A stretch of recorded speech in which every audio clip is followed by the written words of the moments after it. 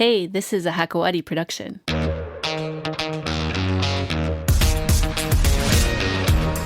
Hi, my friends. Welcome to the Men's Room. Today's show is not about politics. It's about people, because that's what politics should be about, right? But before we get to that, make sure you're subscribed to the show on whatever platform you listen to so you know when a new kick-ass episode comes out. Actually, the word politics comes from the ancient Greek word politika, meaning affairs of the city. No, not those kinds of affairs. I mean organization, economic policies, laws, and infrastructure. All those things that people need in order to live harmoniously together in a city. Unfortunately, not all leaders and not all political systems are built equally. And there are quite a few that are, simply put, complete failures. So what should people do when political leaders turn out to be incompetent idiots and political systems collapse? Well, to answer this and a few other challenging questions, we have on today's show Gilbert Doumit.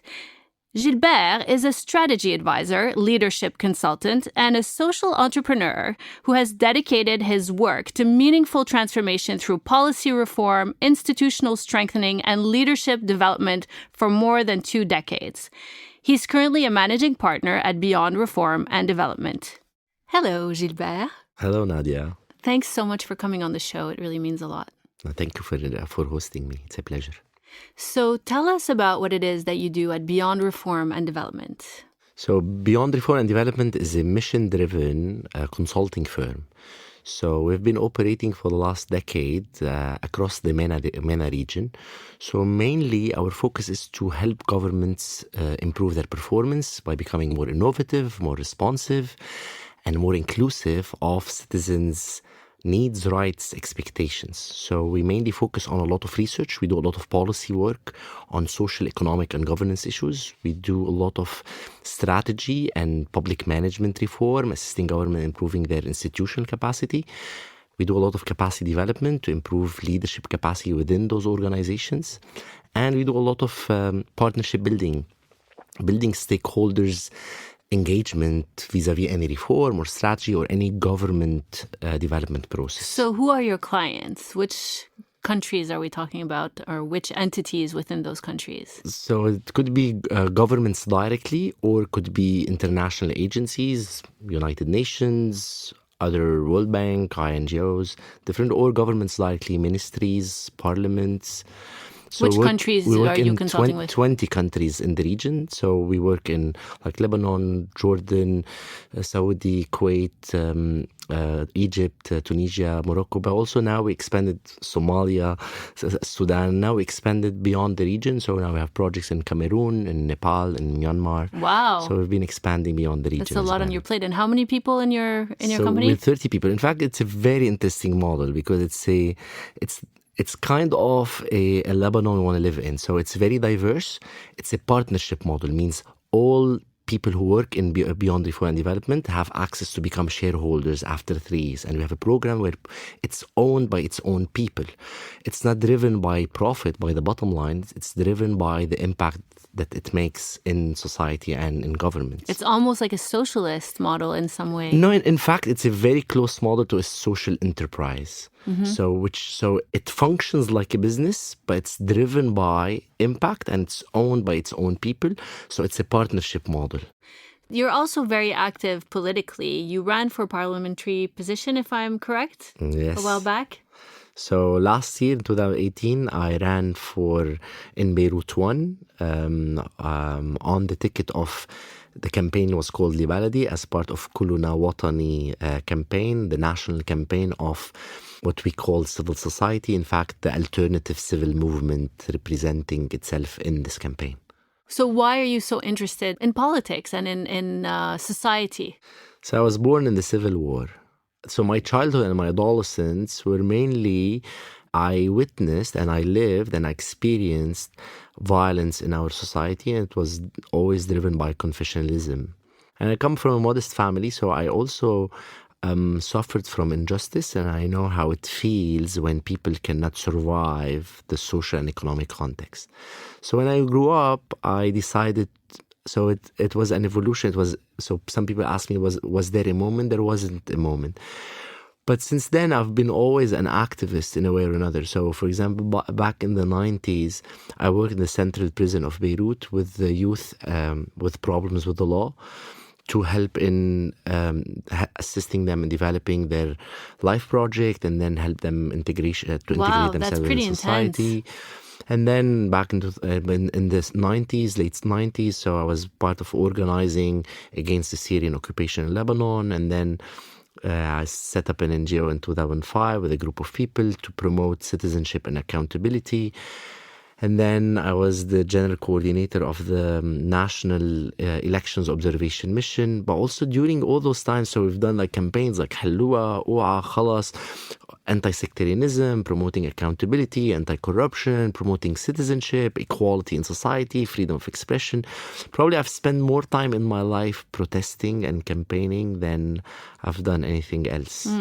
And I think it's one way to feel, I think it's my means to have a meaningful life. Well, it's interesting because I've spoken to quite a few people who are politically active, and you guys all have the same thing in common, is this sense of justice, right? And fairness and equality, which seems to be what's lacking with leadership in these countries that are falling apart when there's uprisings. Let's use Lebanon as an example, since that's the country you're operating in. It's been in a political stalemate basically since Prime Minister Saad Hariri resigned October 29th. Once again, it keeps happening over and over again because it's the same leaders, of course. So the problem seems to be that they're so tightly linked to their support groups that the community at large is not accepting the change, even though they're actually demanding the change. So how do you think it's possible to truly change a system from within? First, I have to disagree with the largest community. The community at large cannot let go of its Zaim, being Saad Hariri or any Zaim. I think there are a few moments that happened in this revolution that were surprising. I think it was surprising to the political elite. I don't think it was surprising for a lot of us. So when you have such a massive number of people with the same voice, and I'm going to use the term, I'm not promoting it, I'm saying it happened, swearing or insulting their own leaders in one time, everyone after the other. This was a real moment. If we see sometimes on the news that there are few people who are protesting to support the Zaim, yes, of course they still have people loyal to them. I think the overall, and I think this is what's scaring the political elite currently the most, is that the overarching population has let go or is willing to let go of its sectarian fear and this loyalty that did not return back rights for citizens. So people are more conscious now that this fear game has no return on the quality of life we live. And it's a high consciousness moment. Changing from within, I think the revolution happened because we haven't been able to change from within. Means like all the protests and the campaigns, but also the research that we've done and the policies we worked on and the strategies. So the substance or the people movement, the social movement, or even assisting government in so many cases to evolve. The revolution happened because there is no trust anymore that this political elite that has been protecting this sectarian power sharing system. So we live in this system where so everything should be divided, supposedly because we want to protect the sects, but in fact, we're ensuring the interests of the few. And resulting into being one of the countries that has the highest inequalities in the world. This game is not convincing anymore to anyone of us. And it's not sustainable. Obviously, this is why we are where we are. Yeah. So that's all fair and good. So the people are getting angry. They wanna change things. But there have been several revolutions over the last few years. There's throughout the Arab Spring, and very few of them have yet to produce a really successful new government with a positive result for the people of the country. If you look at Egypt, if you look at Libya, sure, the government's changed. Are the people really better off? It goes with question, and Syria definitely is not a great example. Maybe it's because it takes time. Most people that you talk to, if you ask them about a successful revolution, the last one they can think of is the French Revolution, right? Let's chop off their There are some heads and others. start fresh. So maybe that's what needs to be done. I'm not sure. Violent, non-violent, it's debatable. But how do you translate, or how do you go from this is what we want to know from people who are building these strategies? How do you go from overthrowing or getting the government to, relinquish their power to building something new that's effective and powerful? First of all, I would like to look at the revolution. It's a process, and we're all conscious it's a process. But it's the first time we're redefining politics, and I think this is the most important part. So in fact, we're redefining politics as it's rights-based. It's about justice, it's about people. It's not about power. It's not about corruption, the 3 C's. It's not about confessionalism, corruption, and conflict. It's about equality, justice, and freedom. And then the way we're behaving, I think what's happening I would love to see politics happening as a continuous thawra, as a continuous revolution. Means one, people taking agency of their own life. So stop relying on whoever. So you initiate an action to demand your own rights. For example, if you look now, while we're sitting now, there are 10 actions, protests, initiatives that are being taken. I know that now in downtown Beirut, there is a group of women organizing to feed the least privileged and create solidarity platform. I know that in the north, there is a protest being organized to call for an independent government. I know that some people now are organizing in front of the central bank. So we are more conscious of our rights, but also our duties, but also we're actively participating in the political scene. And that's powerful. So that's one important outcome that's going to lead into more agency in the political sphere. So there are no citizens who would say, I don't care about politics. I disengage. Or you know what? That's my loyalty. I'm not going to change it. So there is this conversation happening where people are taking agency of their own life. And that's powerful. I love that. I love the idea of taking the positive side of the thawra. So I'll take the negative.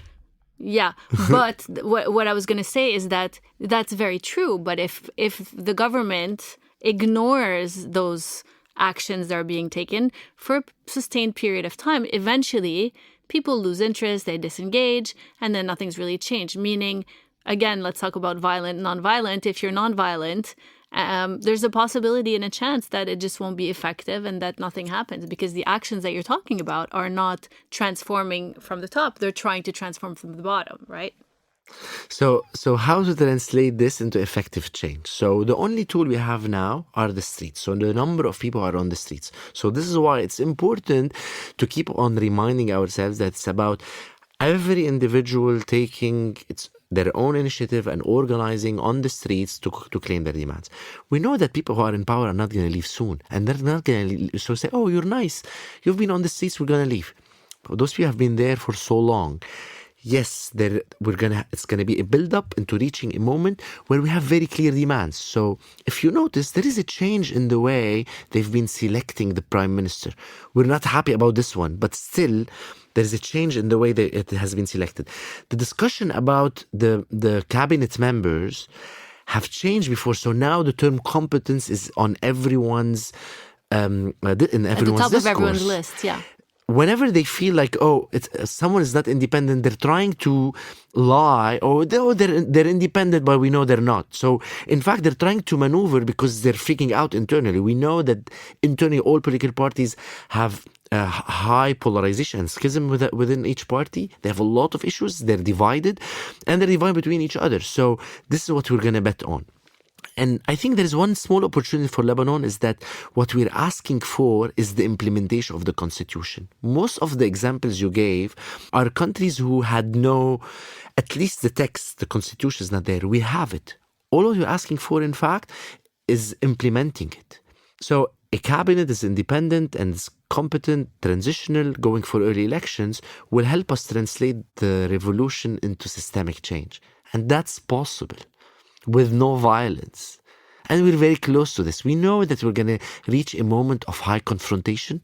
We're not there yet. And if we lose hope, nothing's going to happen. We're not going to go back 17th of October, and this requires sustain our energy, our belief, our hope. It's going to happen. Are there things then that policymakers that are already working with the government that maybe want change, or any policymakers can do to help transform also the way the population thinks, to help spur the change along? You know what I mean? Education, communications, or maybe from people like you who are consultants. Yeah, I would. My activism has done with my consulting, but my consulting work, like my academic work, because I teach at USG as well. So my what do you teach? I teach social entrepreneurship and intercultural mediation. Oh, wonderful. So by my academic work as well, there are many people. In fact, policy hasn't been happening within the so-called policymakers, within politicians. All serious policy work has been done by activists, academics, consultants, people who have brought substance. My frustration as an individual that all the portfolios I worked on, they were never implemented. So that's also another difference. There are so many people who are equipped to be policymakers in the country. We know government extremely well, and we know what are the solutions. What we're lacking is political will. And the revolution outcome is creating political will by an independent government and elections, so that we have parliamentarians who are capable of the job they're required to do. So you've produced these, these documents and plans for different countries, and you've noticed that in Lebanon it's difficult to get them implemented. How is this different in other countries? What are the issues that you can pinpoint the problems with the lack of implementation? It all goes back to leadership buy-in. So we almost know upfront the possibility of success of a project. By the way, that seems like a waste of money. I just want to point that out. If a government is paying for these kinds of, processes and then they don't implement it, that's just yet another waste of money. But go on. I agree. I agree. And this is why, for example, one of the solutions we came up with is it's not enough to work on substance, on policy and research and strategy and reform. So you need to build stakeholders engagement. So it means we need to bring everyone on board, involving citizens in the process, involving other stakeholders in the process, because also it's educational. But if we look, so a lot of things have improved. The problem is political will. A lot of things have improved because there have been serious work on substance. The problem always is political will. If you're doing any project where the minister or the MP or people who are in leadership, policymaking positions, they don't want to do it, then it's their responsibility. What's the problem? Are they lazy? Are they afraid, are too comfortable with the status quo? Are they afraid that if they change something, they'll lose some of the perks that they have? What, in your opinion, is the reason why for the lack of political will, which seems to go against the very nature of their job? They're there to have political will. It's a combination of. So one component is that a lot of the policymakers are generally not competent. Means they've been appointed to positions because of loyalties rather than because of competence. And if you look at many of the competent intellectuals, people who are capable, do not want to be in politics. I'm one of those. I won't be in politics. Politics seems like a negative term that's degrading. This is why it's important to redefine it, because it's the most impactful job on the planet, because it impacts systems. So it's important that we redefine it. So lack of competence, but also sometimes, especially for policymakers who have been there for so long, the stake and the interest they have could be financial interest and corruption and power dynamics to maintain their positions. There is higher interest in maintaining power or financial interest rather than doing good for the general population.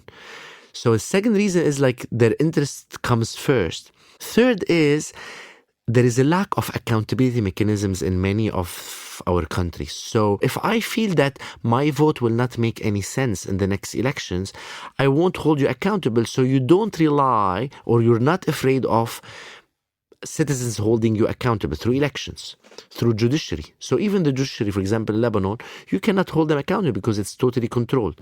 So the lack of accountability mechanisms, the lack of competence, merged with people staying in power for so long and abusing the system for their own interests, political or financial interests, makes them in power positions not for the public good, but for their own interests. What do you think a government should look like? What should be the purpose of the government? To ensure justice in society. So government's role is to ensure that all citizens are having access equally to their basic rights. Which are? Education, health, pension, water, electricity, your well-being, access to social services, care. And how should they do that? Taxes? Definitely. So like any government function. So first, one of the first roles is that, okay, so I look at society and see how I'm going to ensure all this to all citizens. So I'm going to look at revenues, and there are two main revenues other than international revenue. So I'm going to look at taxes, and I'm going to look at government assets and how government assets, unfortunately, so first we have a lot of tax evasion. We're one of the rare countries where all our taxes are flat. We have VAT that's flat. There's no country. Where are you from, Nadia? Canada. So do you have any tax that's flat? You have progressive tax. So if we're talking about income tax, it's progressive. So I know, for example, in Canada, you have a wealth tax. So the more wealth you accumulate, so you have a wealth tax. And you have the VAT, also it's a progressive tax. So we don't have. So that's one rule. Pretty rudimentary. Exactly. Our assets have been given away to politicians' companies. So we don't make revenue from our port, from our airport, from the casino. That seems pretty hard to get back, is it? We're not unique in anything. Why we can't have a decent government functioning that serves everyone in the country? I don't see any reason why it should be.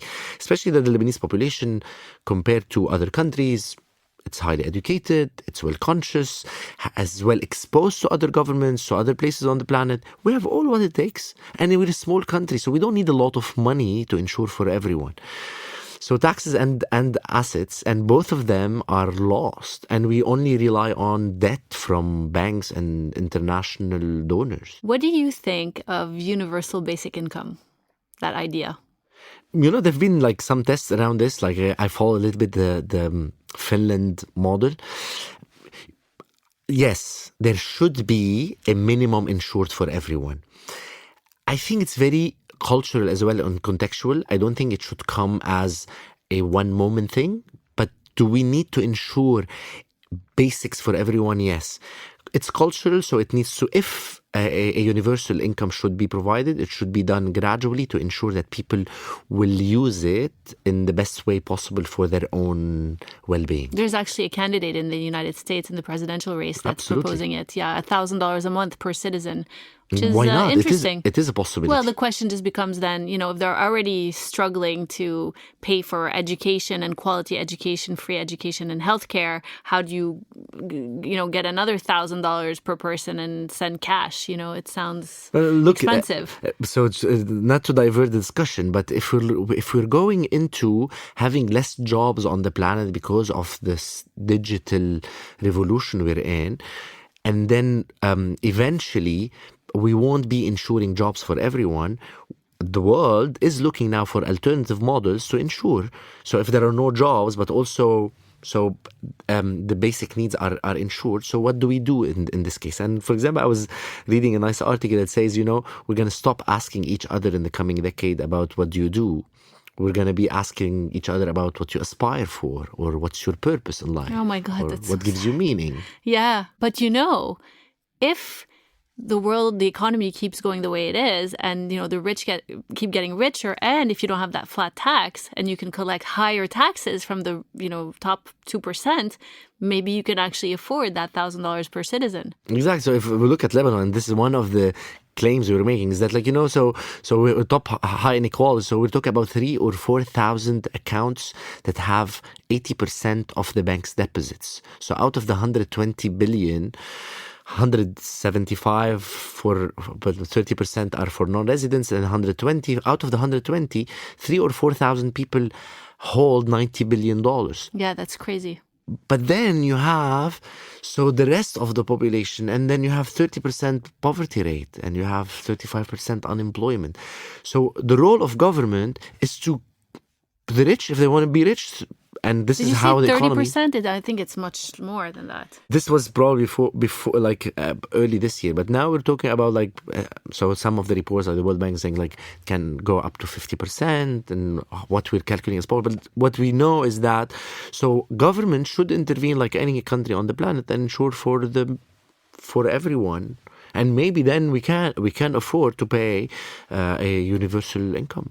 In your opinion, is there a country in the world that's getting it right? What example would you use if you wanted to have kind of a template to build like the perfect government? But recently, less than a year ago, we acquired a company in Montreal. Oh, that's where I'm from. Absolutely. So, and you know, I'm fascinated. I'm sure there are a lot of problems, and we've been hearing about issues, but I think it's a good model. It's a model Canada, that, you mean? Yes, Canada is a model that works. We always look at the Scandinavian model, but maybe we should maybe look elsewhere. But there are good models, so maybe Canada would be one of the good choices. What company did you acquire?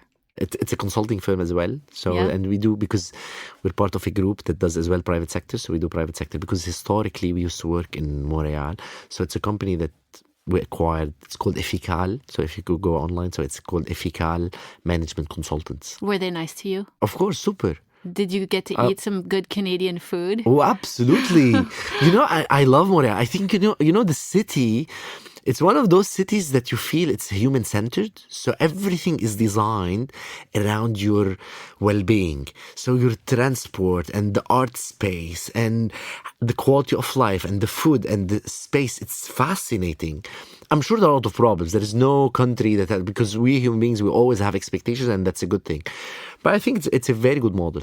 It is inspiring. Well, I guess we're going to leave it at that. You've been inspiring.